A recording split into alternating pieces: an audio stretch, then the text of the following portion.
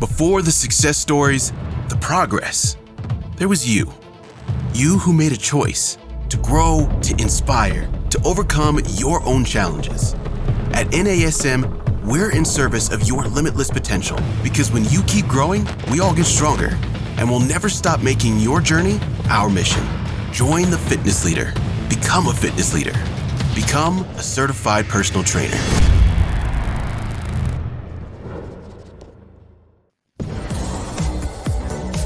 You're listening to Random Fit with hosts Wendy Batts and Ken Miller, winner of a Gold Markham Award for Digital Media.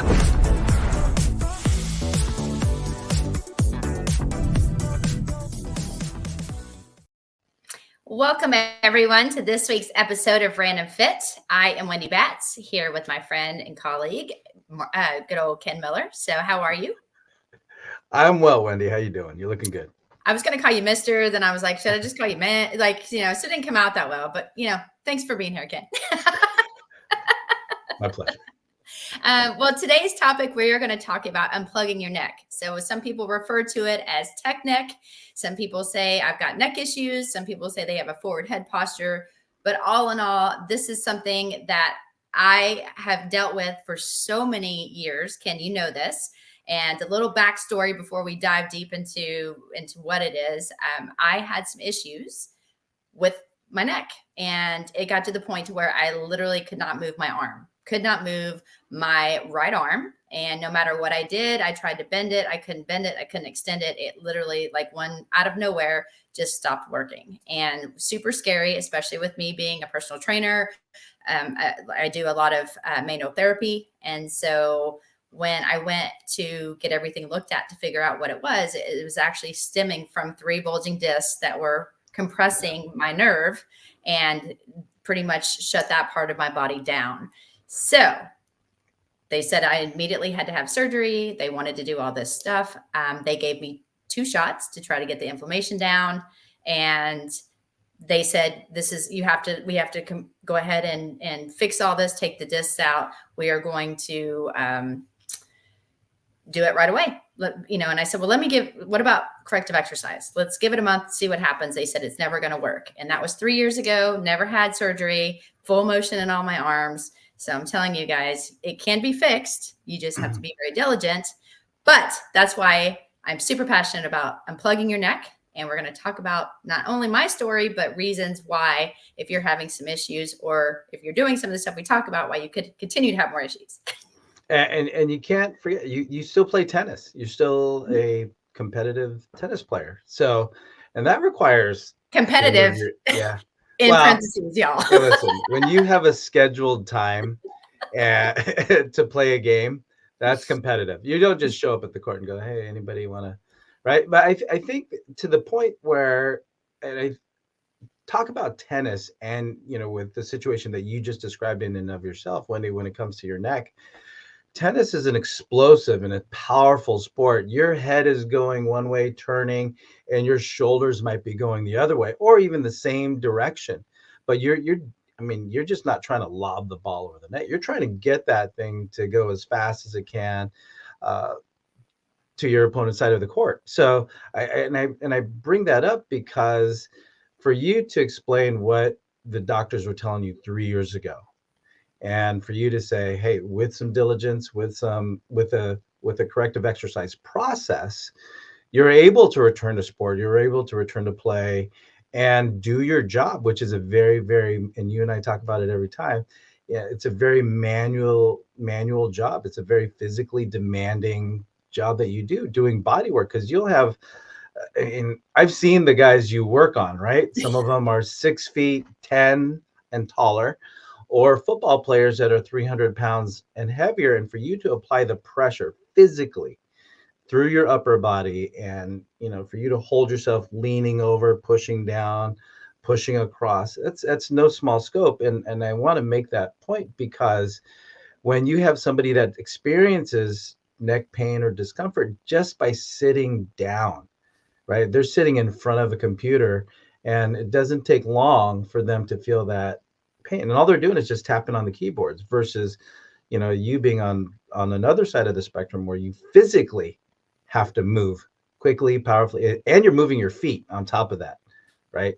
So when it comes to neck issues, it can be a very, very all-consuming pain, just because of how central it is and how it influences your day. But hopefully today we can give some people some ideas on how they can resolve or address, actually look at that part of their body between the ears and the shoulder. And I think too, just to take a step back, let's talk about, it's been termed tech neck. So if you were going to define it, they define it basically as strain and discomfort in your neck and then upper back. So how many of us, including myself, on a daily basis are like, oh, can you just rub my neck? Like I feel like I've got these knots or this tension in my neck. Well, guys, if your head is forward and it got tech neck because of smartphones and looking down so much, but you have to think about how much we do, on our electronic devices, whether it's a tablet, computer, phone. But if you're reading a book, if you're doing, driving and you're stressed out, you're in traffic, your arms are up, you're not, and even some of those cars now, the headrest will push you forward into a forward position, which I think I told you on my husband's car, like his truck did that. I turned it backwards, like literally turned it around. So therefore it went backwards. It's still protected if we got into a wreck. However, it wasn't pushing me in a forward position. So just life is putting us into this world. And, if you think about that and think about the strain of what we're doing, we need to figure out, and I know we're going to talk about this, Ken, traction is an amazing thing. The corrective exercises we're going to talk about. But if you're looking at the numbers, our head weighs approximately 10 pounds. So our cervical spine has to be able, when we're in good position, to withstand that. That's something that we've dealt with as we've grown our whole life. So that's how we're supposed to be comfortable. Well, for approximately every inch forward, and this is what I want to stress, every inch, which is not a lot, y'all, it's another 10 pounds of excess pressure and force that your spine has to hold. 10 pounds. So if it's over, like forward an inch, you've got to think this through, or even 3 inches. If we're going 3 inches, that's 30 extra pounds on top of what it's already supposed to hold itself. And so over time, and this is a daily thing, think about all the stress and strain that's going to that one position. Right. And that just goes and feeds into the idea of ergonomics, right? So, think about it. You have now laptops, right? When I travel, I have a laptop. Everybody's, laptop is where they go. They fold it up, they put it in their case. So you have these people that are working behind their computer, but they don't have the, what used to be back in the day, more of a desktop layout, to where the screen is up, to where your head can be up and your keyboard is down, to where your arms can be relaxed, elbows by your side, and your forearms can lay in a neutral position with your wrists without being flexed. But because we work on a laptop, and I know you mentioned phones and tablets, right? Because if we're here, tablet, the phone is just a foot away from your eyeballs. But now if I've got to get my hands just a matter of a couple feet or a couple feet away from my face, I got to bring the computer to my head or my head closer to the computer. So that posture, that 1, 2, 3 inches of forward head position, just because of how our lives, our work is set up, a lot of people don't have a choice because of the equipment that they're using. Is especially if you go to a coffee shop, you go to a diner, someone's got that keyboard on the laptop, and they have to see what they're looking at, and that their head is forward. And it's no wonder why after an hour, 2 hours, you start to feel that little tension that's right across the base of the skull. It's because all those muscles, Wendy, they're holding on for dear life, right? You're that stagecoach driver, and you've got 6 Clydesdales, and you're just trying to hold them back. And that's what all these neck muscles are doing. They're just trying to hold that Clydesdale of a head that you've got trying to lean forward to see that computer screen. And you can't blame those muscles for getting tired. Well, and I think it's important too. We think that it's only just bringing us forward. So there's a big, big muscle that if you turn your head, it pops out into your hand, and you guys can see it on a lot of individuals. You can definitely see it on mine because mine are super tight. But if I turn, this muscle is supposed to help support it. It is what allows you to look down and go forward. That is called your sternocleidomastoid, or your SCM for short. If you don't ever want to say that again, that's fine. But this one muscle alone, attaches behind the ear, attaches on, your sternum and your clavicle. So it literally can prevent things from moving as appropriately as it needs to. Like, you're supposed to have a little rotation, obviously, in your shoulder, or my shoulder, clavicle. Geez. Yeah. And if it gets locked down, that obviously causes more issues. You could have helped me out there, by the way. Well, it seemed like you were going to get to it. I was on the edge of my tongue, but it's not even just a forward thing too. Like you mentioned, Ken, it's the forward and then you look up. And so when people are really trying to look at their computer or go forward, they'll do this. So it's a forward and up. And so that ends up crunching those muscles, not only having to hold that weight, but then it crunches those in the back. And that was my problem. And a lot of that was because of my job. It wasn't being on the computer. It was because I was manually working into someone. And then I was trying to get in there a little bit harder, really pressing, my body weight into some of these guys, because as you said, they're pretty thick or big. And so I really needed to, in order to do what I needed to do. And over time, that pressure and those positions caused bulging on one side. So keep in mind that your vertebrae, you've got a vertebrae, a vertebrae disc, and that's how our spinal column is made. And if you have compression, meaning you've got a really overactive side, or you put yourself in these prolonged positions, then one side of your body will start to get overactive or tight, and then start compressing on that one side. And if you guys, and I use this all the time when I teach, but think of it being a bone, jelly donut. Most of us know what a jelly donut is. So if I compress one side of a jelly donut, eventually it's going to get bulging and bigger on one side until I put so much pressure on it, it explodes. And so if you've never had a jelly donut, you're missing out on the world. I'll tell you to go get one. But if you have, you just compress it next time you see or have one, and you're going to see that's what happens to our disc if we have compression on one side. So mine didn't blow. However, they were compressing so much that it started to hit my actual spinal cord and those nerves that controlled that one side of the body. So what I ended up doing, because people always ask, well, how did you fix it?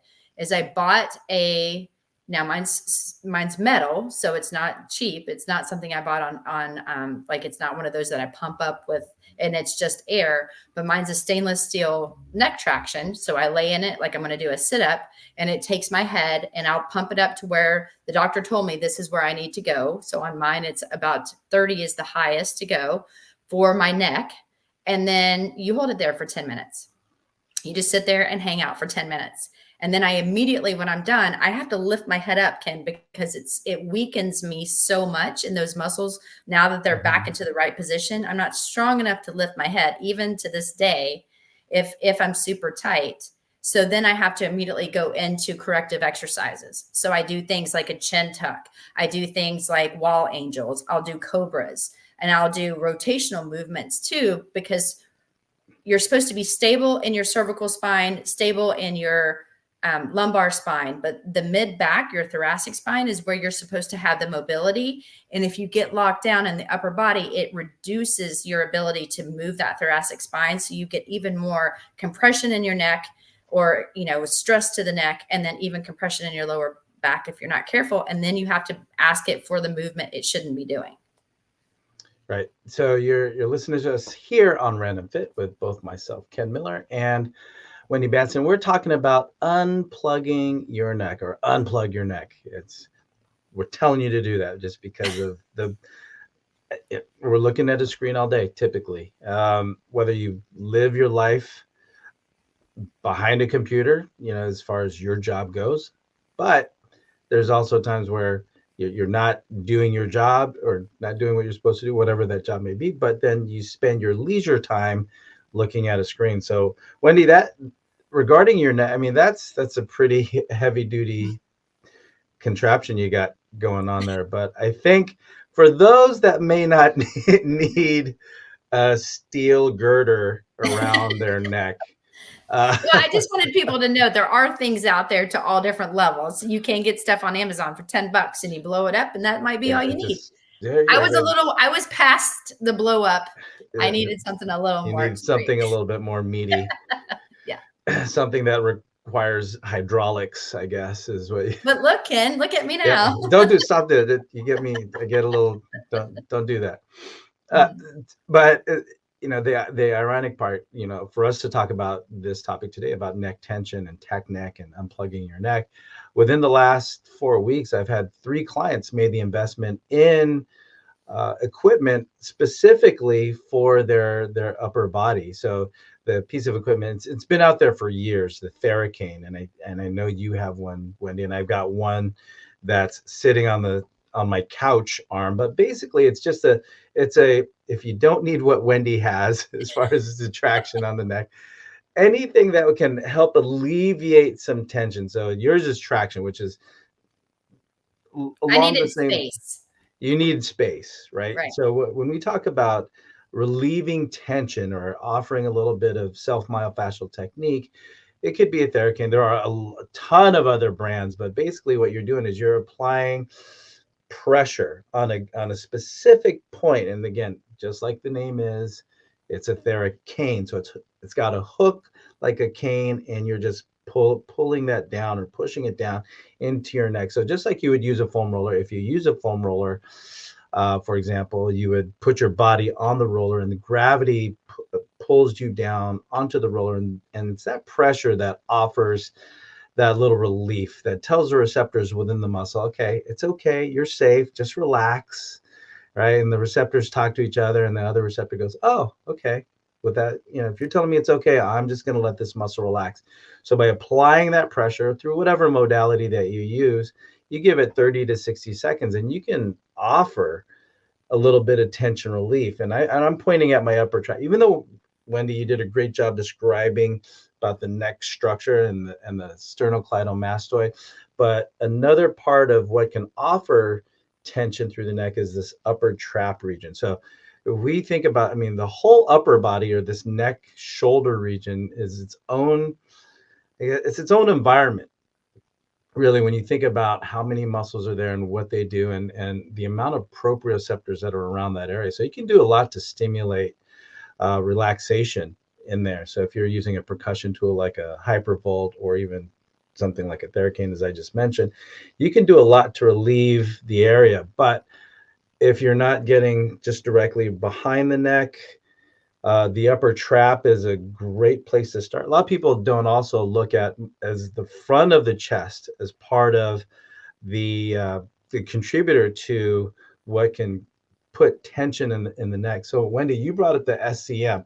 So just to geek out a little bit, you got that sternocleidomastoid, right? That goes from the base of the skull here, right behind the ears, connects down into the or the clavicles. Yes, now you got me stuck on that, right? But the clavicles they're meant to rotate, right? Mm-hmm. So they'll rotate on the sternum, but they're also it's not just connected to the chest, but it's also connected to the shoulder.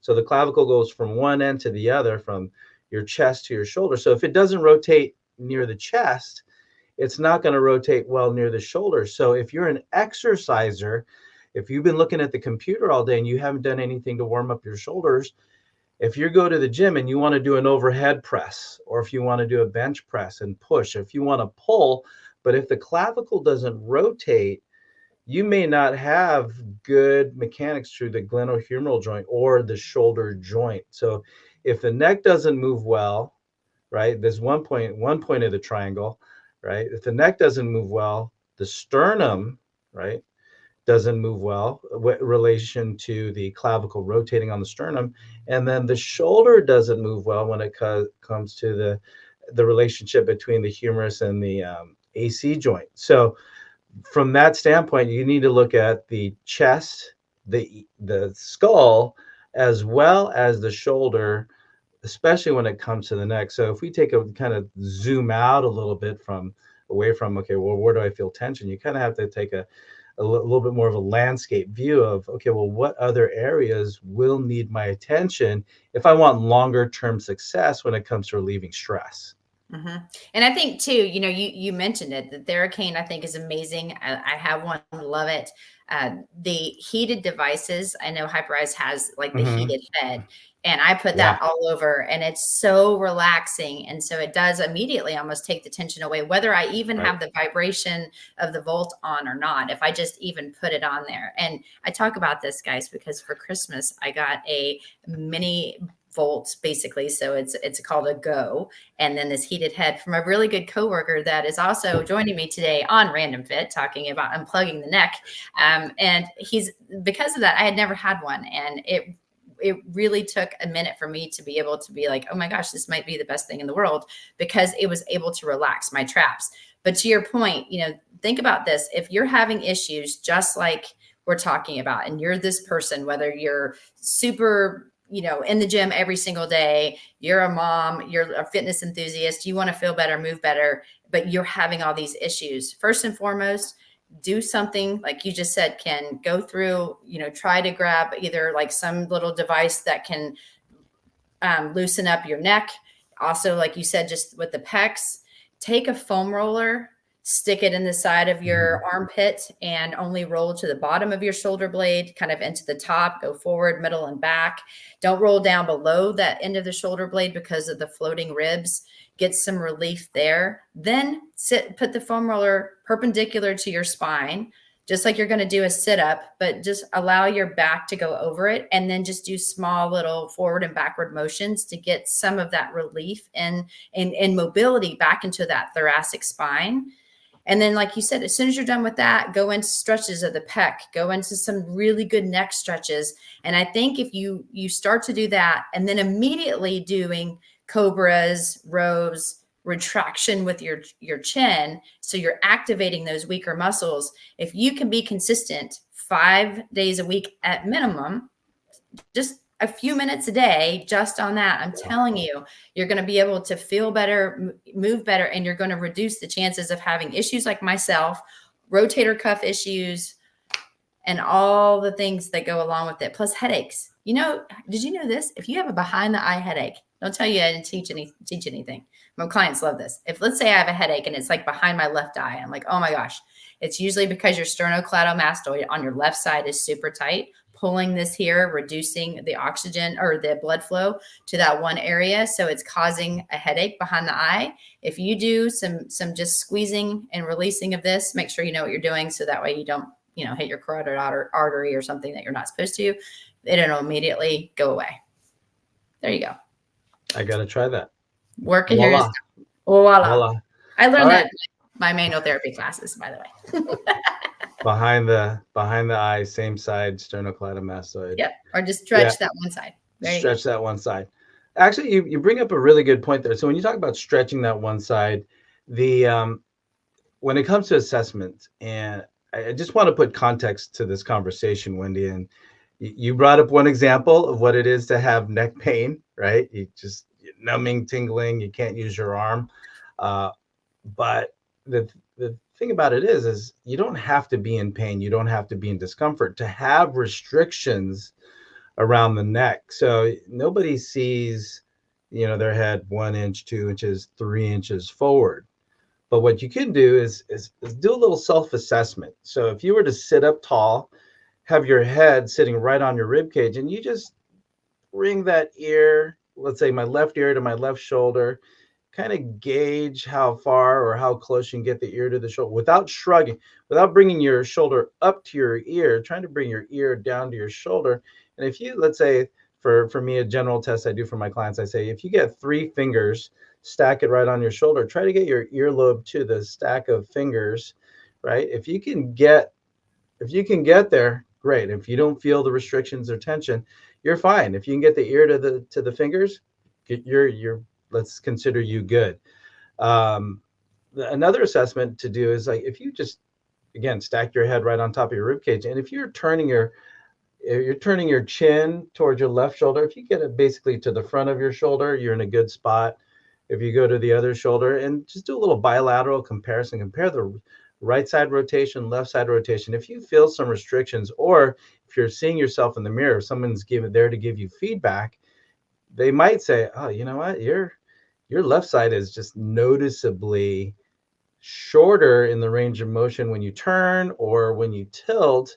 And that might give you a start to where, okay, well, okay, if I was more restricted in my left ear to my left shoulder, maybe I need to stretch out the right side of my neck.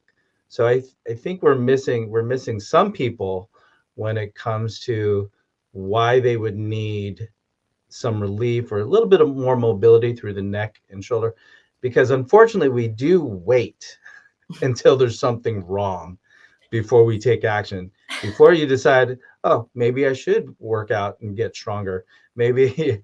So here you could just do a quick and easy, left to right, left to left, right to right, turn left, turn right, see where that takes you. And then you can take a more of a preemptive or a preventative approach to keeping that neck nice and mobile and unplugging your neck. I think you make a really good point. And one thing I also want to say that this happened literally 2 weeks ago. A client, they work in a company where they're really big on ergonomics. He's like, my computer is great, my seat is great, but I'm having these issues with my neck. Of course, I'm like, well, let's look at it. I did these assessments, and a lot of times, if you have dual screens, right? So you're working in, even though you've got two screens here, there's usually a primary screen and then one that you have to shift your head to. Oh, well, yeah. They were doing different spreadsheets because it was end of the year, end of quarter, whatever they were doing. And they were in a compromised position with their neck, but they constantly were looking to their left because the screen was more to the left of where they have to focus on. And it's a constant, they're in that position that their body is straight, but they're turning their head. That also led to certain compensation. So guys, really think about what is your positioning, in your job where you're spending most of your time. Do you have dual screens and you're noticing that you're having to rotate your body in different ways? Do you have a job where you're looking down, you're putting pressure into it? And then you have to take time. And this is where I messed up. I want to fix everybody. I wasn't fixing myself. And so doing self-care is something that's going to keep you feeling better, moving better, going to keep you out of situations like I got myself into, because when I went, they were like, you should have been here 3 months ago. Like what? Or longer. Like this isn't something that happened overnight, but me being who I am, I was like, oh, it'll go away. Oh, it'll go away. If I take another, ibuprofen, it will feel better. And that's definitely not the case. So do these assessments that Ken just talked about. Think about what we told you to stretch and activate and try to get yourself in better alignment. Make yourself aware of situations that put you into that forward head and do the things that you can do to try to keep yourself back. Like I have clients that have to put their head on their headrest that's in a good position while they drive. And they tell me how uncomfortable that is because they're so used to being forward. So those are my big takeaways. Look at yourself and take care of yourself first, because you could get yourself in a heap of trouble where then they're going to want to fuse your spine. And I'm already short. I didn't want that. There's a lot of things that go on. You're not short. Oh yeah, you're short a little bit.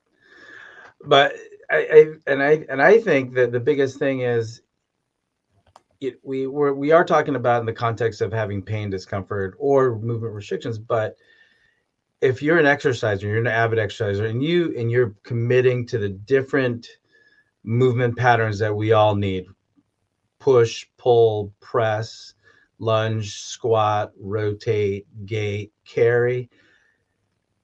If we're pressing, we're pushing up overhead. You have to have good shoulder mobility. And part of having good shoulder mobility is having good neck mobility. So to all those points you brought up, Wendy, we also need to put the context of warm up, cool down. If you're an exerciser who's not in pain, take those ideas and use it as a way to better prepare your body for the stress that you're purposefully going to put onto it. So I would just add that little approach to why we would need to consider unplugging your neck, because if you've been behind the computer for the last 8, 9, maybe even 10 hours, and you want to relieve some of that stress, go to the gym, go to the health club, and then get a workout.